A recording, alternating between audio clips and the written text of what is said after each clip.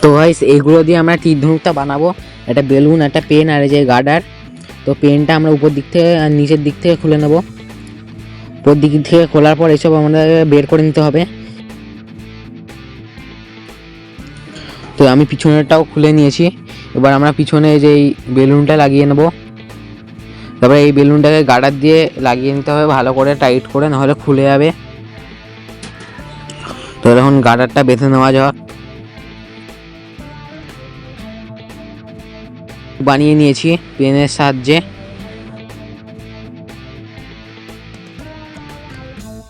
তো গাইস এখন আমরা আমাদের ক্যামেরাম্যানকে দিতে চলেছি এটা টেস্ট করার জন্য। নাও ভাই ক্যামেরাম্যান, তুমি টেস্ট করো এখন।